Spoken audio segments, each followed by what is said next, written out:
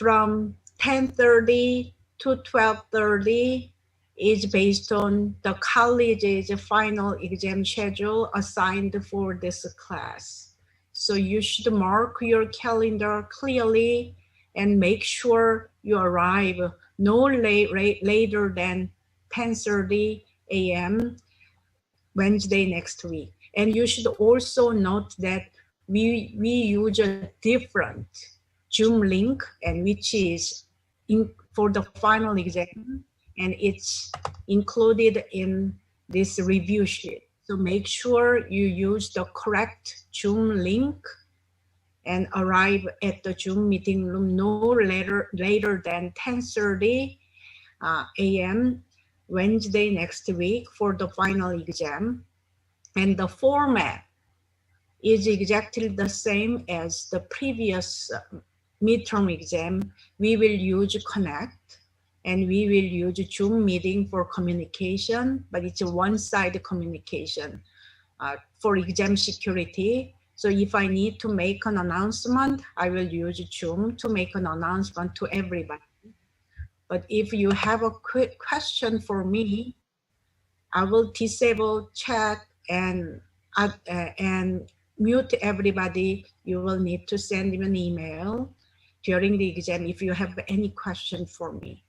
And I have another computer right next to me, so I'm monitoring email.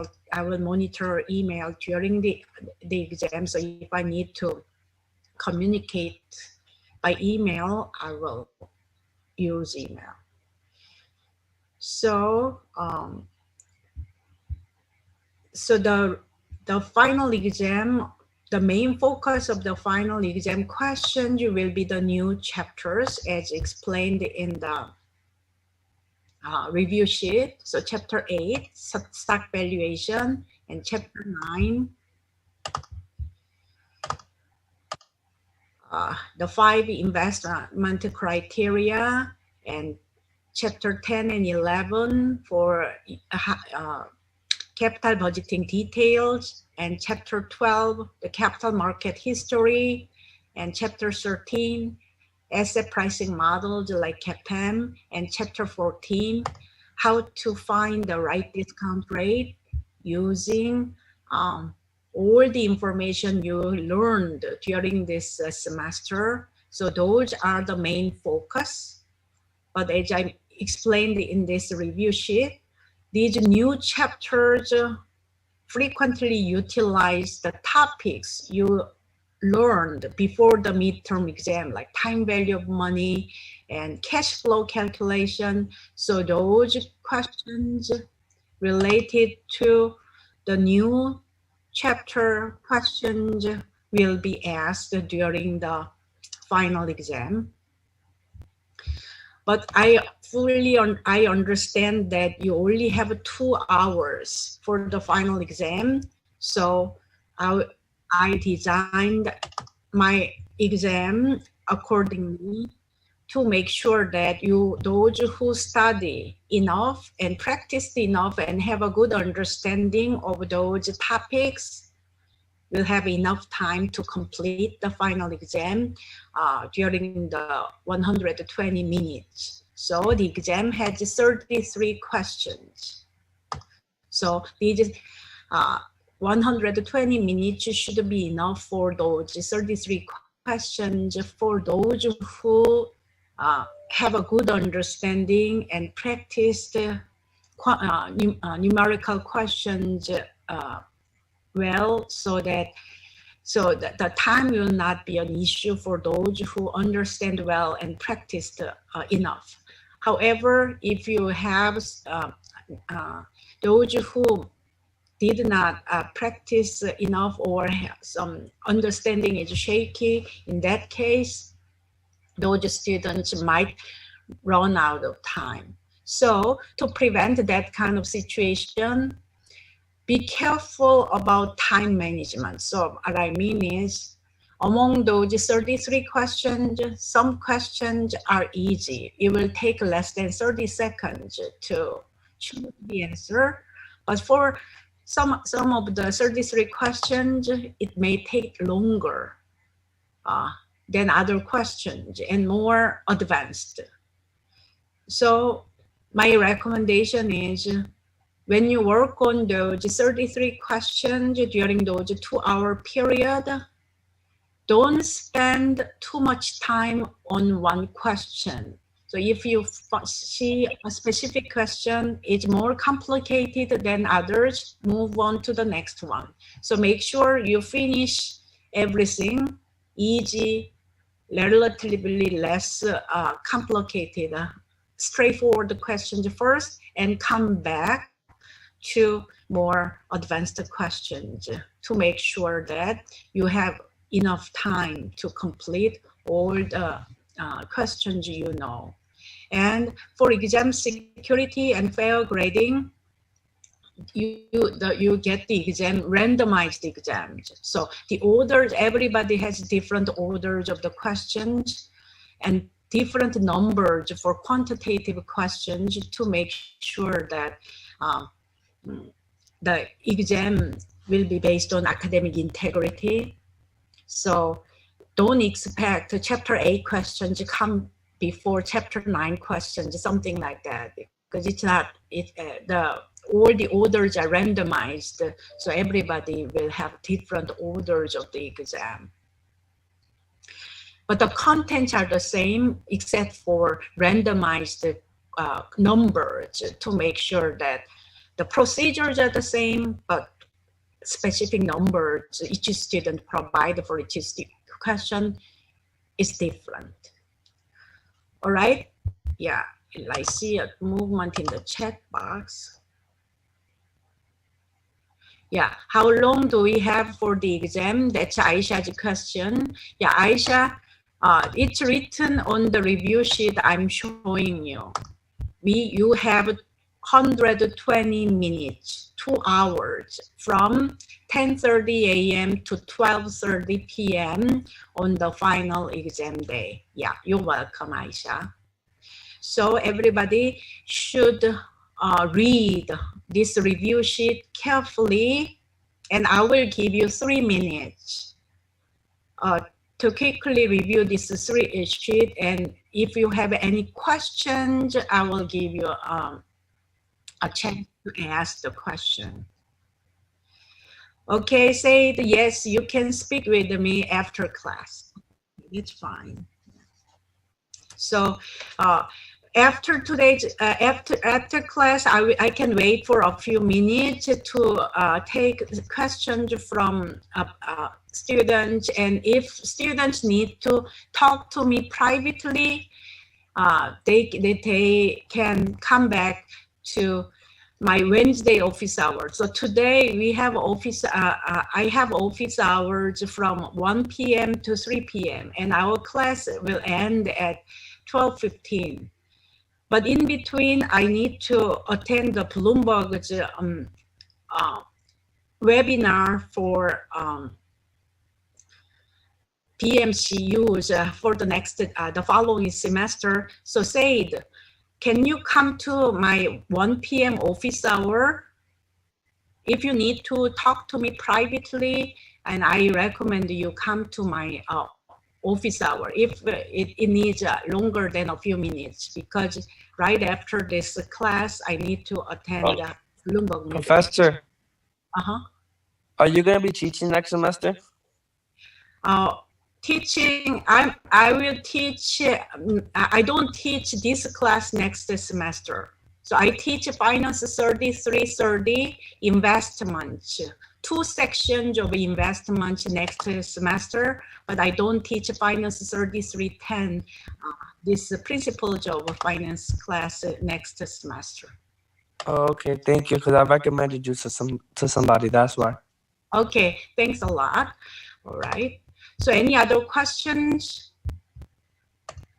So I will give you 2-3 minutes. I can wait for 2-3 minutes to make sure that you don't have other questions on this.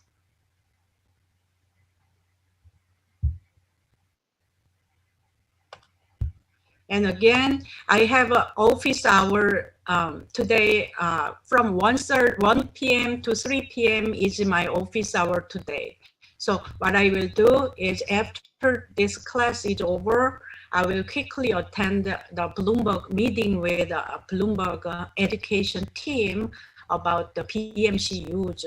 And then I will come back to the office hour meeting. I will not have a lunch break today, but that's fine.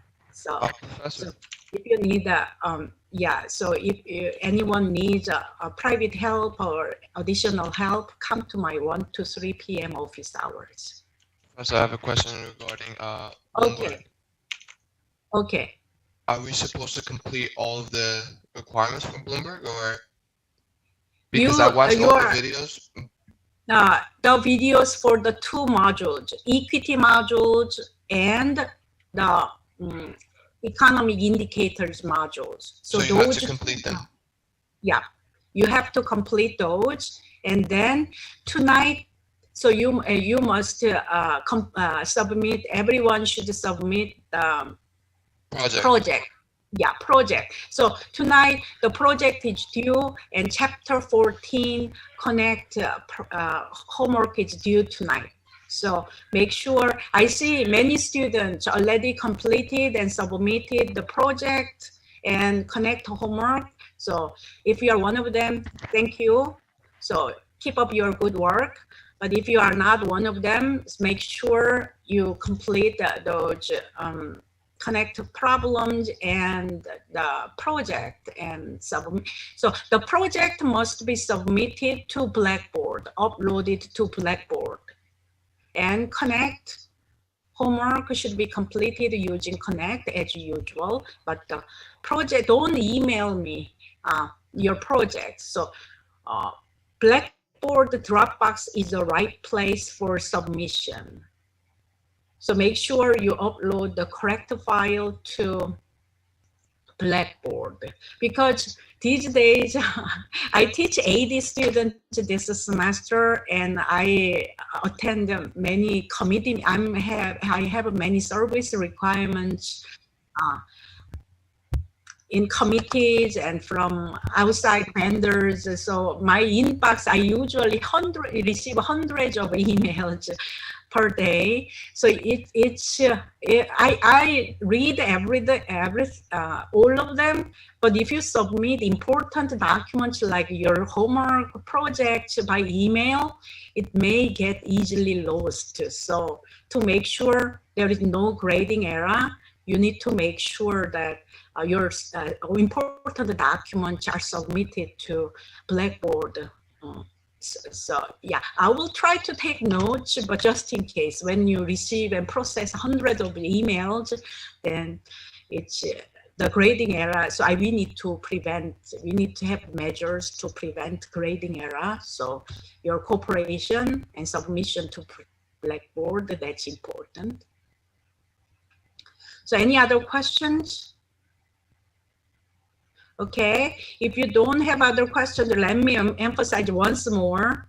You have 2 hours for the final exam, so don't be late. So make sure you make every effort to arrive to start the exam at 10:30. So the final exam Zoom meeting room will open at 10:15. So I will make sure I arrive early to admit everyone early so that everyone can start promptly at 10:30 and end at 12:30, okay?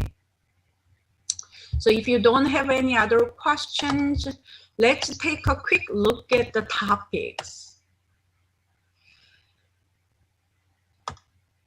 So in chapter 8, it feels like a long time ago, right? Yeah. In chapter 8, what you learned. The most important thing in chapter 8 is how to find the right price for a stock. So that's the most important topic you should remember and you should be familiar with. So if I ask you, explain how to find the right price for a stock, what are you going to do based on what you learned in chapter 8? So what should be your answer? Or if I ask you, use one sentence to explain how to find the price of a stock. So define the value of a stock using one sentence. What should be your answer? So your answer should be, the stock price is the present value of expected future cash flows from the stock. So the keyword, there are two keywords that should be included there. Present value and future cash flows. And this definition applies to all financial assets, not just the stock.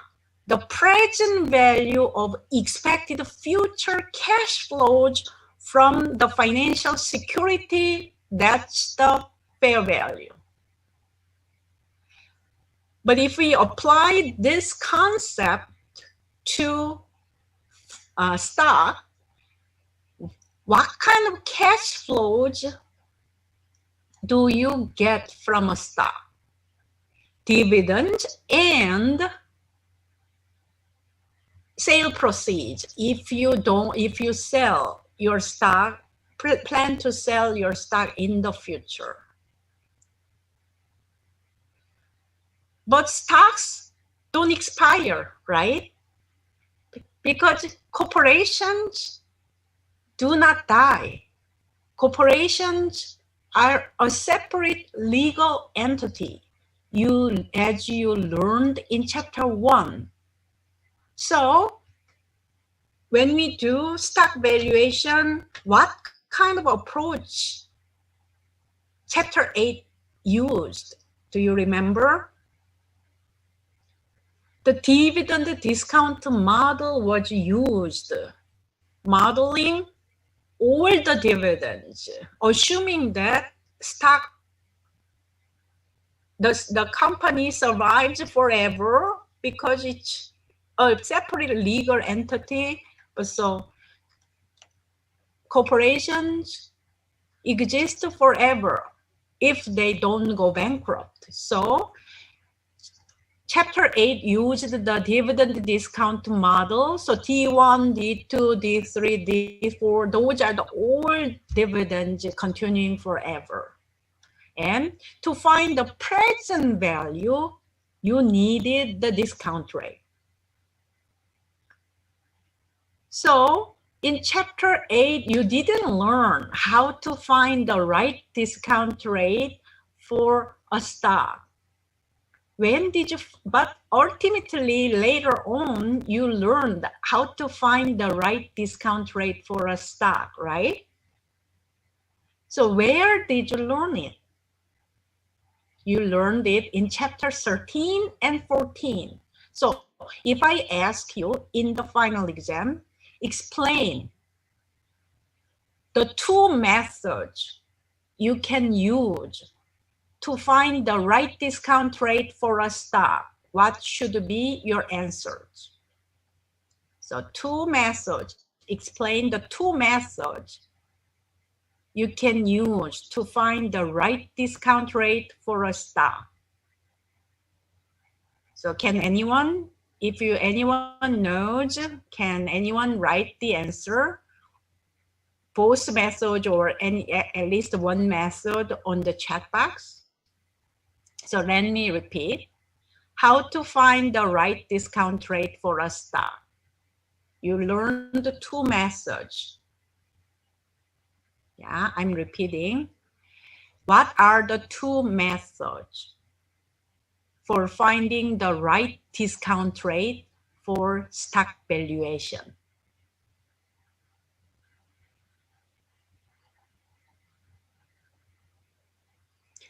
So there are two methods you learned in chapters 13 and 14.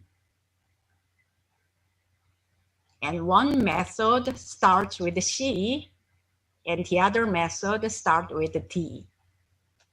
So those two methods can be used to find the It's not cash flow analysis. I'm asking you to find the method to find the right discount rate. So that discount rate is used, applied to the cash flows to find the present value. Yes, dividend discount model. Yeah, good job, Aisha and Liron. Yes. So one method is the dividend discount model. So as Liron wrote on the chat box, and as Aisha explained on the chat box, the right discount rate for a stock can be calculated as D1 divided by P0. So that's the dividend yield plus growth rate. That is equal to the required return, the discount rate. So that's one method. Thank you, Aisha and Liron. But before we move on to the second method, I have this answer is not complete, because to make sure you're understanding what's going on, let me ask you another question. My next question is, can this dividend discount model be applied to all stocks or not? So what I'm telling you is this: chapter 13 and chapter 14. So in chapter 8, so the dividend growth model, dividend discount model, how to find the required return. So this is, so the dividend discount model or dividend growth model, how to use that model to find the right discount rate. So that's the required return on stock. So dividend yield, D1 divided by P0 plus capital gains yield, which is equal to the growth rate. So that equation you are seeing in the chat box as Liron wrote. So it's in chapter 8, and we reviewed it in chapter 14.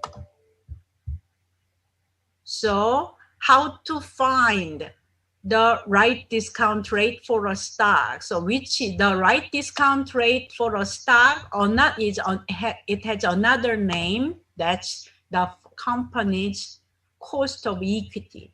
So the cost of equity is equal to the required return on the stock, and the required return on the stock, the cost of equity, is the right discount rate to find the present value of all future cash flows from the stock. So this answer, the dividend discount model, that question is not complete because this model sounds like an easy this equation, D1 divided by P0 plus G equal to the required return R, looks like a very simple and easy way to find the right discount rate.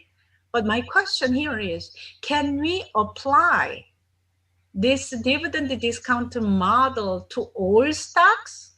Yes or no?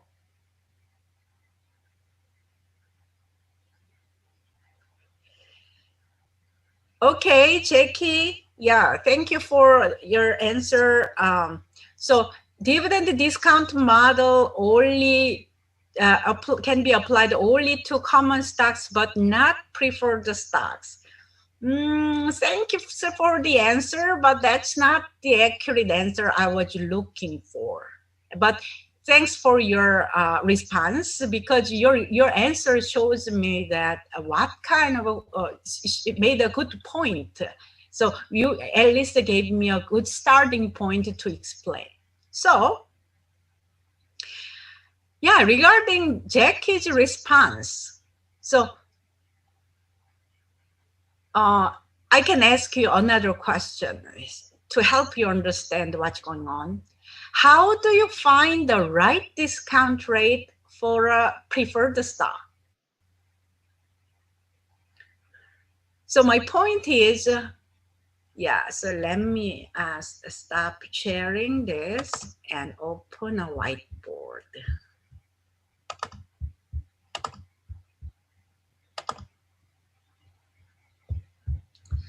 So yeah, we are in this dividend discount model or dividend growth model. So some people say dividend discount model. So this is dividend growth model.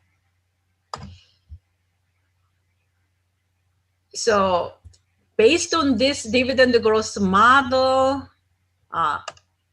the required return on a stock is D1 divided by P0. So that's dividend yield plus the growth rate and dividend growth rate, G. So my question was, can we apply this equation to find the discount rate of all stocks? Yes or no? The answer is no.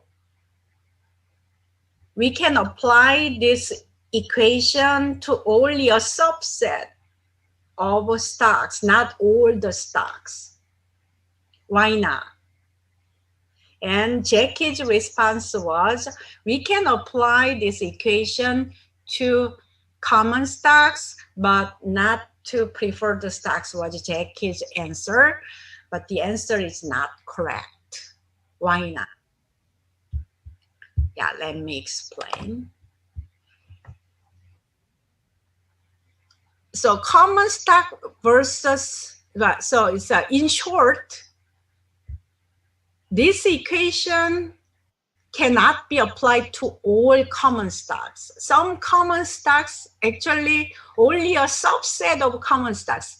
Certain common stocks, like we can apply this equation. So for example, to Tesla common stocks, so to Tesla stocks, can we apply this equation to calculate the required return for Tesla or Amazon or Google? My answer is no, no, no to everybody. So common stock of Tesla, common stock of Amazon, common stock of Google, I don't think we can apply this equation, the dividend growth model equation, to find the right discount rate of those rapidly growing company stocks. So let's see what's written there.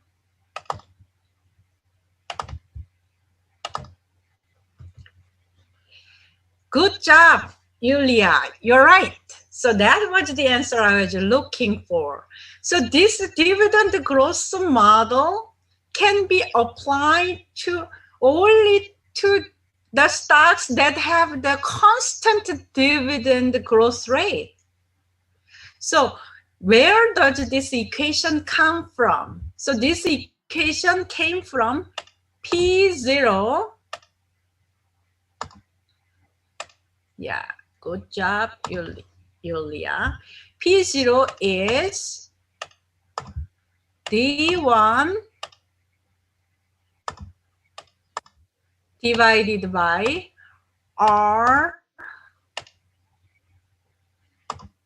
minus G. So this equation, and this equation, these two equations are mathematically equivalent.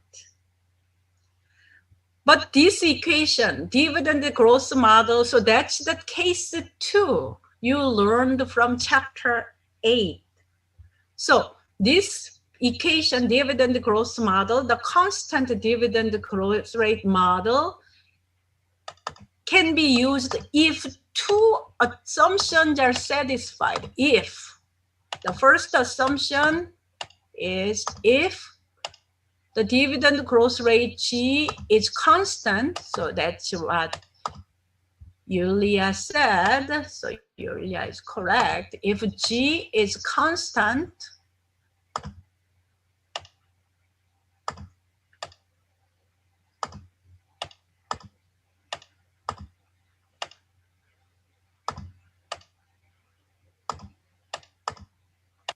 and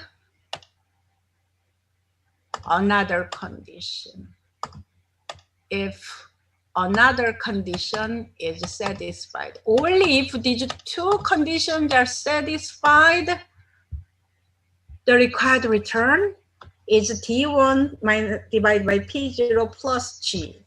If these two conditions are not satisfied, we cannot use this equation to find the right discount rate. So what is the other condition?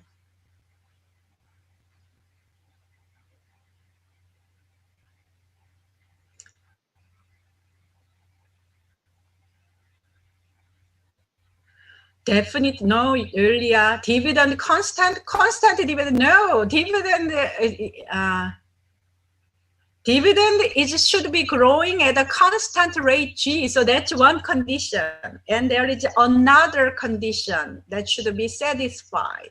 So the other condition is R, the discount rate should be greater than, so the required return, the discount rate should be greater than the constant growth rate of dividend. So those are the two conditions. If these two conditions are satisfied, look at this. If G is greater than R, so what happens to this equation? If this condition is not satisfied, the denominator will be negative or zero. So stock price is not defined, right? So we all know that it's not possible for a stock price become negative or infinity. So this equation works only if these two conditions are satisfied. So let's go back to the Tesla, Google, Amazon, that kind of example. Can we assume Tesla dividend will grow at a constant rate every year, constant growth rate? So that's the assumption, not just 1 year.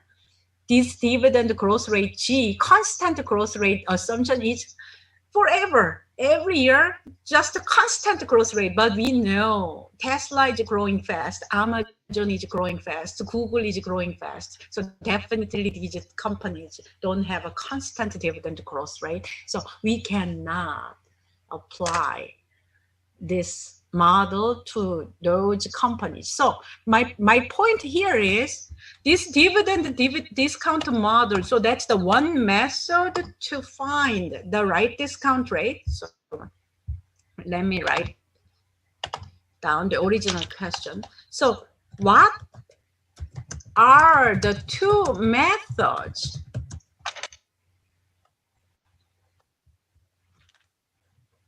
of finding the right discount rate for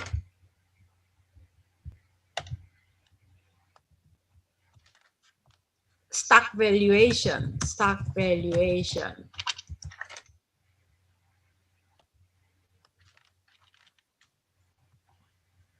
You learned in this class. So that was the original question, right? So what are the two methods? So Jackie, you wrote that it has to be growing. So I don't understand what is your question. Could you unmute and speak? So what do you mean by it has to be growing? What can you explain? What What's your question? Oh, it was an attempt to answer the other question, so it's not a question. I was just trying to poke at it, you know, the second condition. Yeah, the second question. Okay, the second. Okay, good. The second condition is the constant growth rate of the dividend must be smaller than the required return. So that's the second condition. Yeah. Right. So based on this discussion, hopefully you understand, oh, this dividend growth model equation looks simple, but it's quite limited because it requires two very strong assumptions. So dividend growth rate is constant. So dividend is growing, but at a fixed rate, constant rate forever. So for example, 2% is the dividend growth rate. It's constant every year, only dividend is growing at 2%. That kind of situation is too limited. And on top of that, the growth rate should be smaller than the investor's required return. So a lot of real world companies like Tesla, Amazon, Google, many companies don't satisfy these two conditions. So we cannot use the dividend growth rate model to many real world companies. So that means we need another method. We can apply to any stocks and actually this second method is very versatile. It can be applied to any risky assets, not just the stocks, even projects, new projects that's not traded on exchanges, but we can apply this method to any risky asset. So what's the second method that helps you to find the right discount rate for a stock? So the second method you learned in chapter 13 and 14 starts with the letter C. So what's the second method that helps you to find the right discount rate for a stock? And hint, I don't see any movement in the chat box, so I assume you don't know the answer, so I will give you a hint. So the right discount rate for a stock is the required return on the stock. So from the investor's point of view, is the required return on the stock. So required return on Tesla stocks. So that's the required return from Tesla investors' point of view. But from Elon Musk's point of view, what's the name of that discount rate? The required return on Tesla stock from Elon Musk's point of view is the cost of Tesla's stocks. So cost of common equity of the Tesla company. So what's the method you learned in chapter 13 and 14? How to find the cost of equity of a company. We can use a dividend growth model, but it requires a lot of, it requires two strong assumptions which Tesla stock don't satisfy. So only one method of finding the cost of equity of Tesla stock is remaining. So what's the method?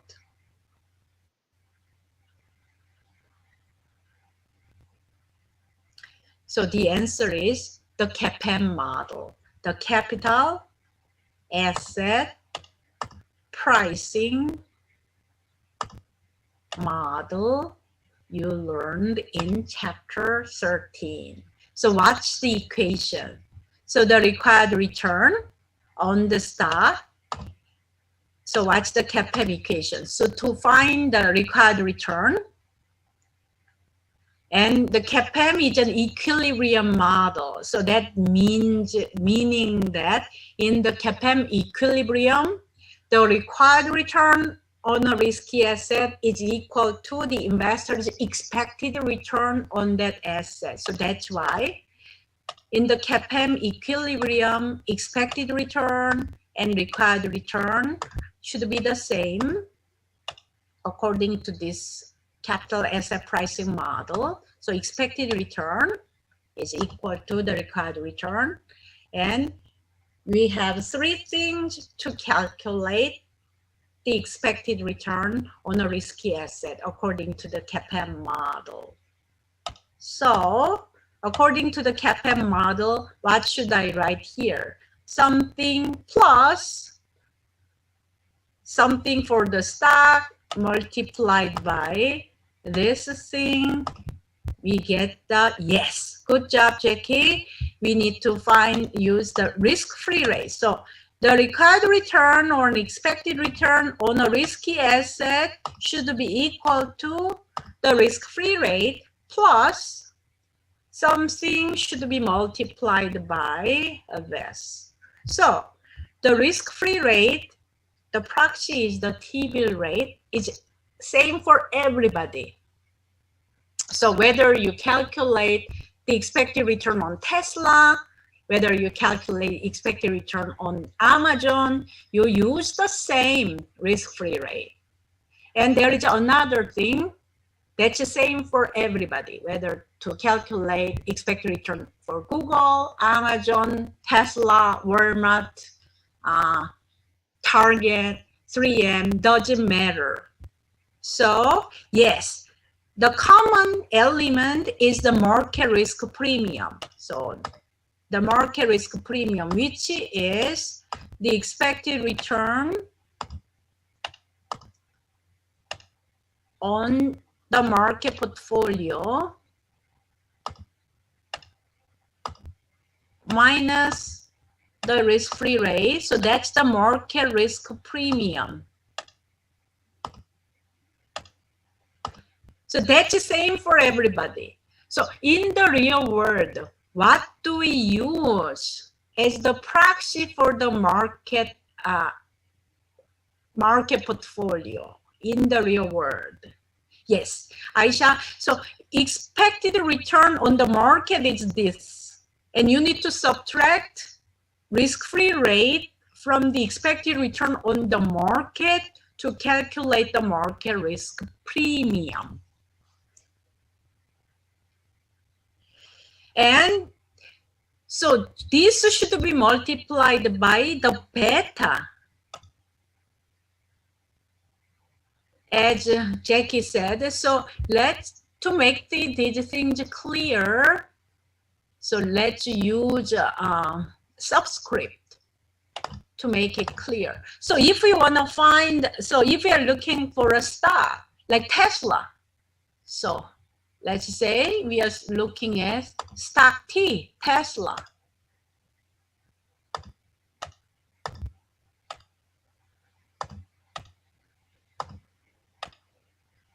Stock T, Tesla. So expected return on stock T should be related to the beta of stock T according to the CAPM model. So, but you should understand clearly that these two things, the risk-free rate and the market risk premium, that's not specific to Tesla.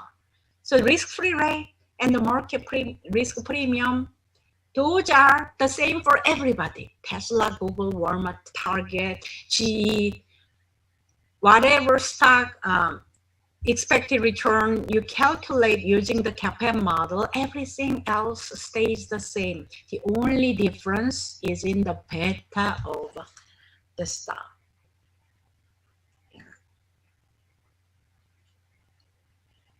All right, so this is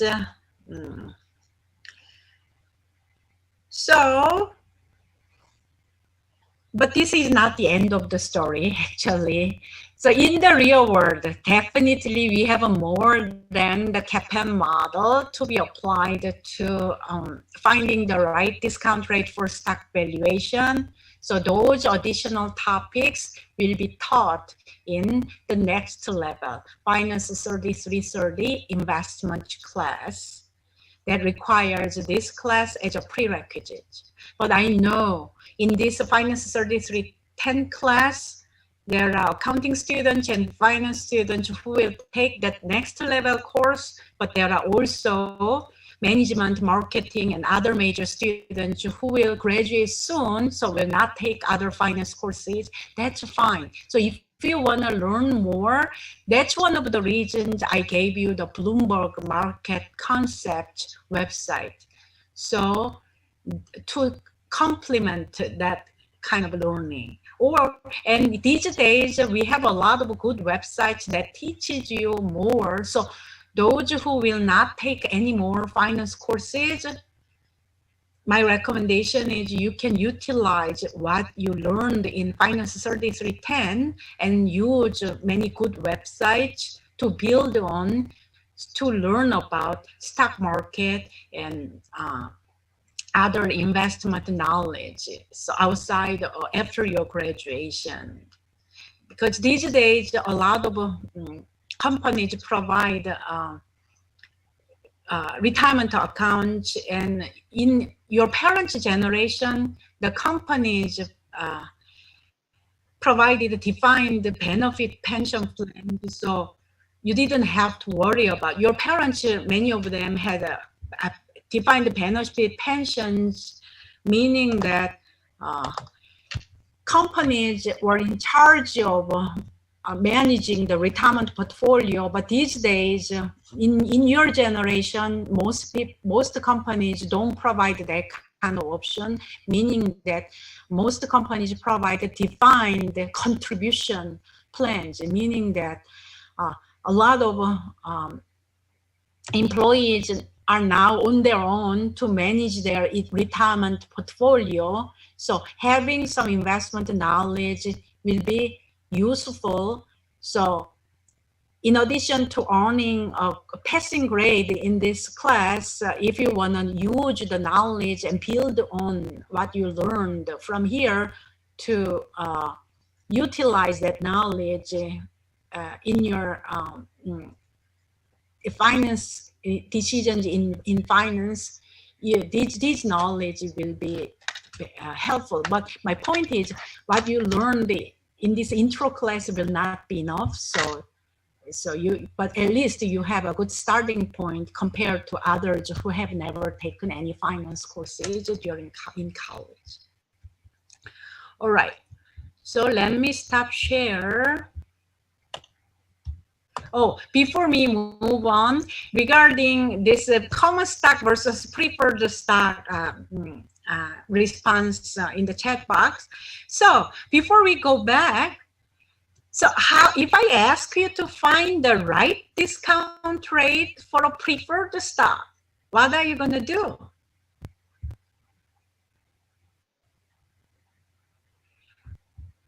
So preferred stocks, what was the so preferred stock? So preferred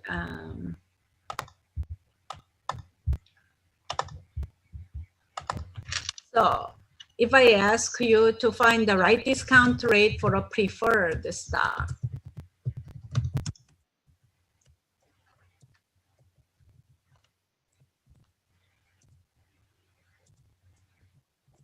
yeah. If I ask you a question about the preferred stock,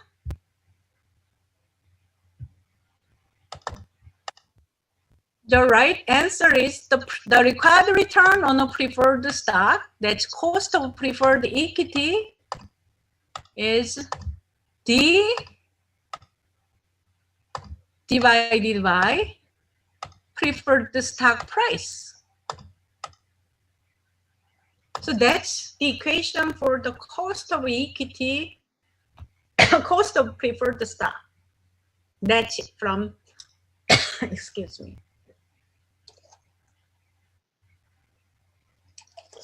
chapter 14. So where does this equation come from? Actually, this is from the perpetuity valuation equation. What's the perpetuity valuation equation? P0 is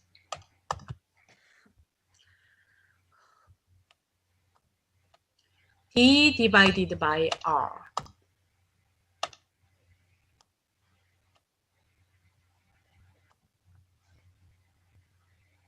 And this equation you learned before the mid-term exam in the time value of money in the perpetuity valuation equation, and we reviewed it later in the time value of money calculation as well as in chapter 14. But now we are doing a review of all those chapters. You are now in a position to see all of the findings. So compare. So these two equations are equivalent mathematically. So P0 is D divided by R, and compare this preferred stock equation with these two equations. So do you see anything? Do you see anything? So what I mean is, why we don't have a subscript D1 here? Because preferred stock dividend is constant. So D, in case of preferred stock, D is constant. So preferred stock has a constant dividend, so that means D is constant. Meaning that, what's the growth rate, dividend growth rate of a preferred stock? It's 0, right? Because dividend is not growing for preferred stocks. The definition of preferred stock is constant dividend. Same dividend forever, equal interval. So that means dividend is constant, meaning dividend growth rate is 0. And what happens? You make the growth rate, constant growth rate equal to 0. Then this equation,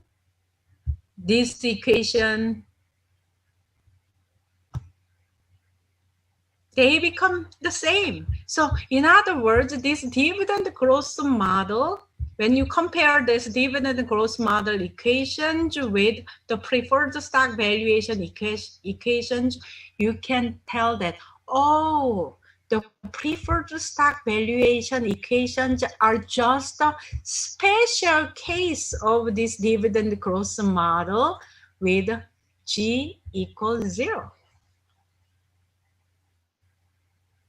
So any questions or comments so far? All right. If you don't have any questions or comments, so let's go back to the review sheet.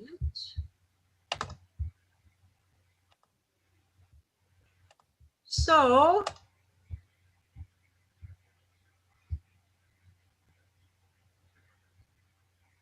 in chapter 8, as you just reviewed,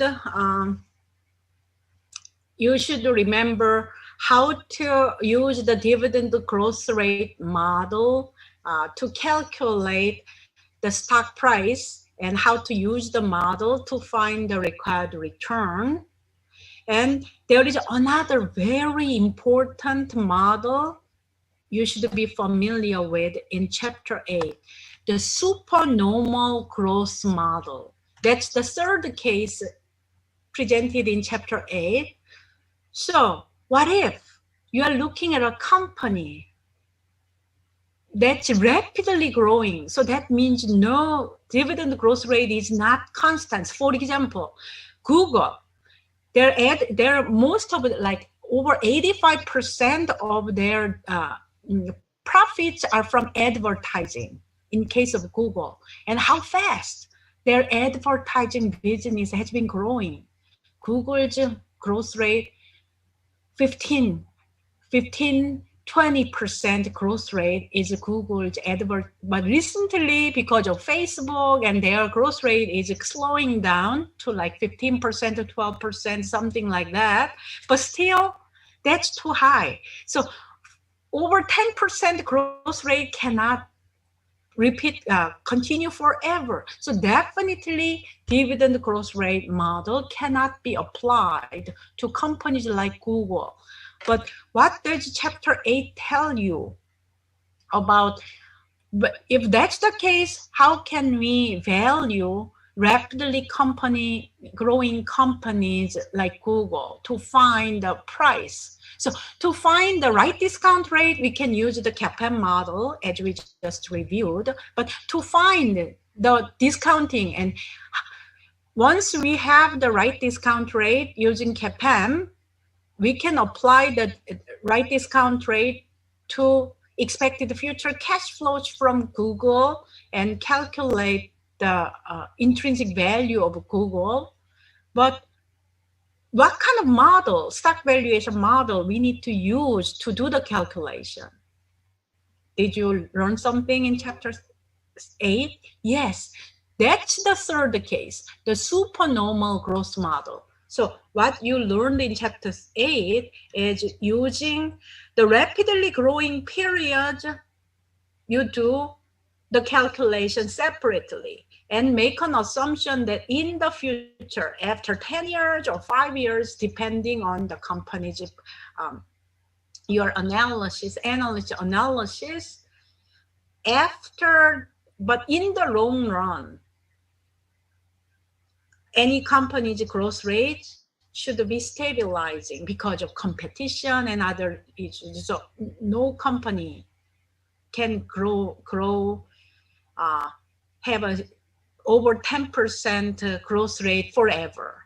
They may have a 10% growth rate for 20 years, 30 years, that's possible, but infinite number of years, companies can grow very fast, constantly, forever. That's not possible. So in that case, use the supernormal growth model. Case number 3, you learned in chapter 8. So there are other topics like chapter 9, 10, and in chapter 9, 10, 11, you are learning a very different topic. So actually chapter 9, 10, and 11 are very important topics that helps you understand which project should be accepted to make a good, to increase the value of a corporation. So the answer is NPV, but NPV, net present value, is not the only method you can use to find the right, to find which project should be accepted. You learned 4 other methods: payback period, average accounting return, IRR, and profitability index. So you should be able to calculate those capital budgeting tools. So calculation as well as concepts. So those are important things in chapter 9, 10, and 11. And in chapter 12 and 13, you learned a lot about risk-return trade-off, and the ultimate goal of those chapter 12 and 13 was to find the right discount rate for a project, which is the capital asset pricing model. So the capital asset pricing model and security market line. And an important related concept is systematic risk versus unsystematic risk, and benefit of diversification, and the concept of the efficient market hypothesis. So that kind of important concepts are there. And in chapter 14, finally, we used all the knowledge you developed during the semester, and we discussed how to find the required return on a company's assets, which is the weighted average cost of capital, and how to use this weighted average cost of capital and how to adjust it to find the right discount rate for a new project. And those two methods are pure play approach and subjective approach. So this is the end of the review of those chapters for the final exam. So we are finally done with all those 14 chapters required for this class. So any questions? So we have 14 minutes remaining until the end of today's class. And today, this is the our last class. So feel free to unmute and speak or write your question on the chat box. So if you have anything you want me to explain in this class. So let me wait 2-3 minutes to give you an opportunity to ask questions. And I will use this time to take attendance using the screenshot. So print screen, and I will open my attendance book.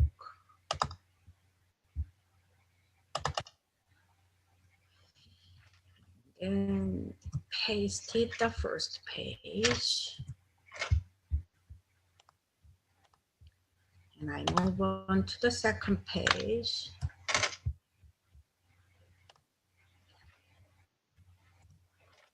And I paste it. Okay, then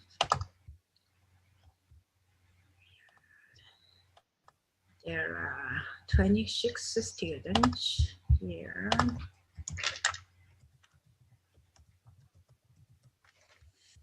And just in case I need it later, I copy.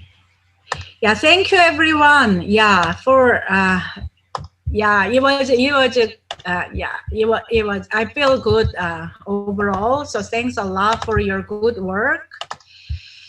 So just in case I need it later, I'm copying the chat box, the communication, and then I will get back to you soon. All right. Yeah, thank you so much, everyone. So if you don't have any other questions, you can leave, and don't forget to submit your project and connect homework that's due tonight. And I will see you in the final exam Zoom meeting next week. So this is our last class. Thank you, everyone. So if you have any questions, I can wait a few minutes. Or if you need to discuss something later, come to my 1 p.m. office hour. It will start at 1 p.m. So using the office hour link and come back at 1 p.m. So I will wait 1-2 minutes and I will go attend the webinar with the Bloomberg people. So I need to go there.